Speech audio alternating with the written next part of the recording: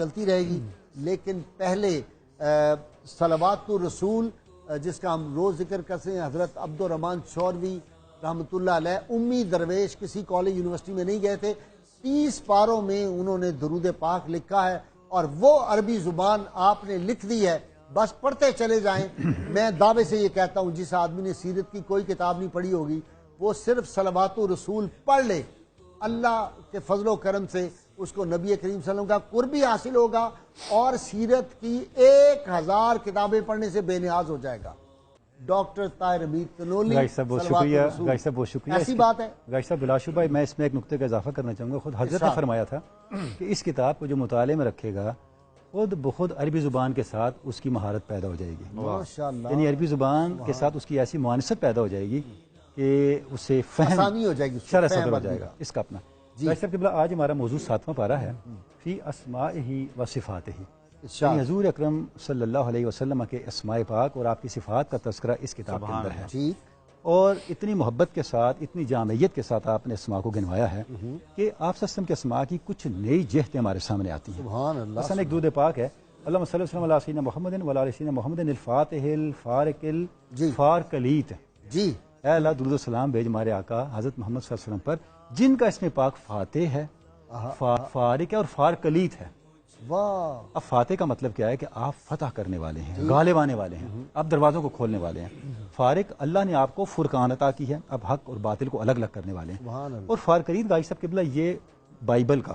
انجیل کا لفظ ہے، یونانی زبان کا پہلی، اور انجیل کے اندر یہ لفظ استعمال ہوا ہے، اور اگر آپ اس زبان میں جا کے دیکھیں تو اس زبان میں اس کا معنی احمد اور محمد ہے، سبحان اللہ، یعنی وہ شخصیت جس کے اندر ساری صفات جمع ہوں۔ واہ واہ، اچھا اب اس میں اور پاکی وہ صفات قیامت تک بیان کرتے رہے، ختم نہ ہوں، اس کو فارقلیت فارقلیت کہتے ہیں۔ اچھا اب اس کی تائید قرآن مجید سے ہوتی ہے، سورہ صف میں ہے کہ عیسیٰ علیہ السلام نے اپنی قوم سے کہا کہ انی رسول اللہ علیکم، میں تمہارے پاس رسول بن کے آیا ہوں، مبشرا برسول یاتی من بعدی اسمہ احمد،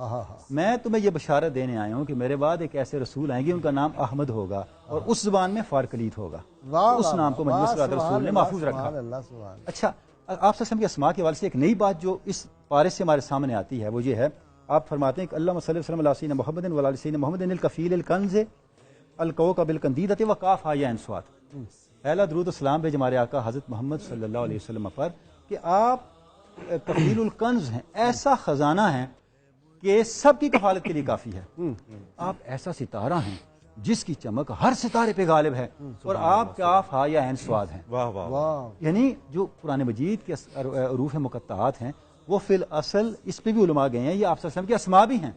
اچھا، الف لام میم آپ صلی اللہ علیہ وسلم کے اسماء میں سے ہے، جیسے یاسین، سبحان اللہ، نگاہ عشق و مستی میں ہے، وہی اول وہی آخر، وہی قرآن وہی فرقان وہی یاسین وہی طٰہٰ، کوئی بات یہاں پہ کاف آیا صاد دانائے سبل ختم رسول مولائے گل جسم، غبار راہ کو بخشا فروغ وادی سینا۔ تو اب غبار راہ خود علامہ ہیں، وہ اپنا ذکر کر رہے ہیں کہ میں کیا تھا، اور اللہ حضرت حضور کی نگاہ نے مجھے کہا، غبار راہ اپنے آپ کو کہا ہے، ویسے بھی ہم تو کہتے ہیں کس نے زروں کو اٹھایا اور سہرا کر اس کی دیا، تائید خود علامہ نے فراہم کی ہوئی ہے نا کہ ذرہ ریک کو دیا تو نے طلوع آفتاب،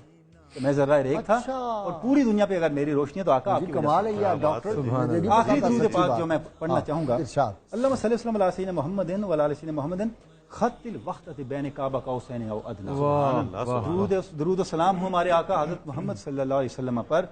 جو اس کا سادہ الفاظ میں ترجمہ یہ ہے جو کعبہ قوسین کے فیوزات تک پہنچنے کے لیے ہمارا وسیلہ ہے۔ سبحان اللہ، اور خود قاضی صاحب قبلہ خواجہ عبد الرحمن چوہروی کی جو شخصیت ہے وہ ان فیوزات اور اس درود کا عملی نمونہ ہے کہ کس طرح سے حضور کا ادب اور حضور کی نسبت آپ کے اوپر علوم لدنی تک پہنچنے کا ذریعہ بنی۔ اب دیکھیں کہ آپ نے اپنے دربار سے کچھ فاصلے پہ ایک دینی ادارہ قائم کیا، آج تک الحمدللہ قائم ہے، دارالعلوم اسلامیہ رحمانیہ، پاکستان کے بڑے اداروں میں اس کا شمار ہوتا ہے۔ آپ نکلے وہاں تشریف لے جا رہے تھے، جب آپ دربار پاک سے نکلے اپنے آستانہ عالیہ سے تو آپ کے ساتھ ایک جمع غفیر تھا، آپ کے بڑے جلیل القدر خلیفہ سید احمد شاہ صاحب جو سری کوٹ کے وہ بھی ساتھ تھے، یہ جو وزیر اعلیٰ صوبہ ان کے جد امجد ان کے دادا تھے، اس کا نام کیا تھا؟ صابر شاہ، صابر شاہ، وہ آئے بھی تھے پروگرام میں، ہمارے پروگرام میں۔ اچھا وہ کہتے ہیں جب میں نے دیکھا